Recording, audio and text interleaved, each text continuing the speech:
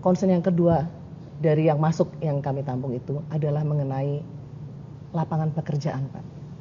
Banyak keluhan sulitnya mendapatkan lapangan pekerjaan. Mungkin dalam waktu dekat apa upaya penciptaan lapangan pekerjaan dan mungkin di sektor apa, Pak Prabowo Subianto? Lapangan kerja saya yakin sebentar lagi cukup banyak. Kita nanti dengan proyek-proyek ini yang kita akan lakukan, banyak lapangan kerja ya.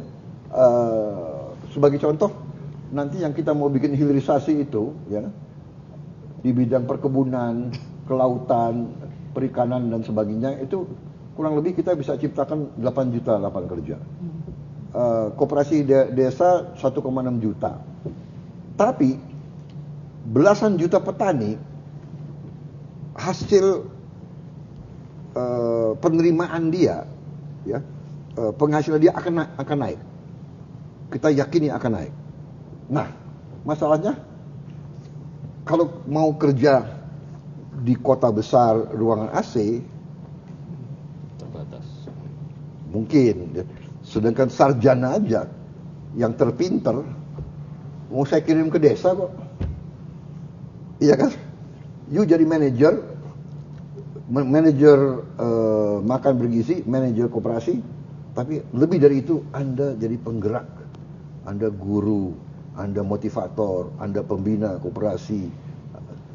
Nah, ini yang saya harapkan nanti pertumbuhan ekonomi dari bawah, sehingga tadinya golongan ini rendah penghasilan, dia penghasilan naik, daya beli dia naik, konsumsi naik, pasar kita kuat, industri kita kuat.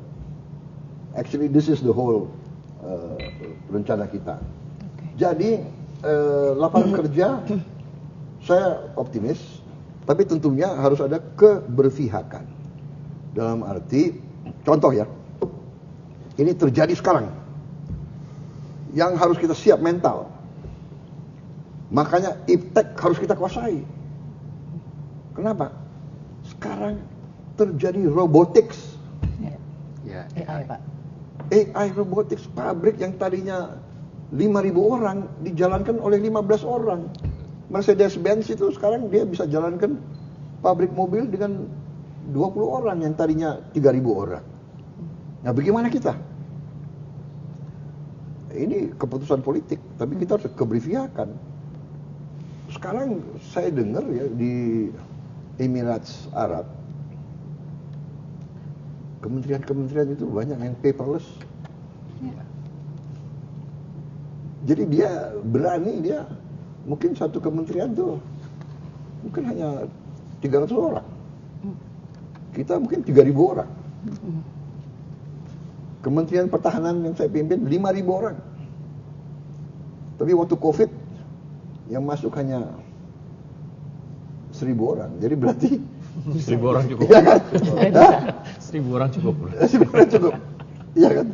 Tapi jumlah penduduk kita besar.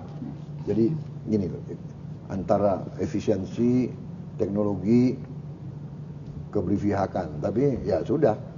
Contoh kita masih bisa kembangkan industri perikanan. Aqua farming. Rencana kita segera kita mulai tahun ini 20.000 hektar di pantai utara. Itu nanti minimal menimbulkan direct employment minimal 40.000 orang. 2 per hektar. Mungkin bisa lebih. Kemudian tapi off-nya, jadi itu on the project, tapi kan ada distribusi, ada marketing, dan sebagainya. Itu nanti ada multiplier effect. Juga kapal tangkap ikan. Rencana saya dalam 3 tahun kita minimal, rencana kita mau bangun 1.000 kapal ikan. Tonasenya kurang lebih 300 gross ton, 300 GT. Satu kapal mungkin awak kapalnya 20, berarti 1.000, 20.000 orang kerja. Nah, kapal itu kan harus ada shift. Dia 1 bulan di laut, mungkin dia harus diganti krunya.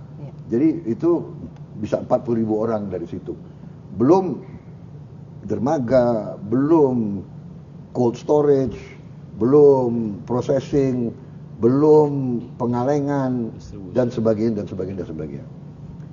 Ini lapangan kerja lagi, devisa lagi, protein untuk anak-anak kita.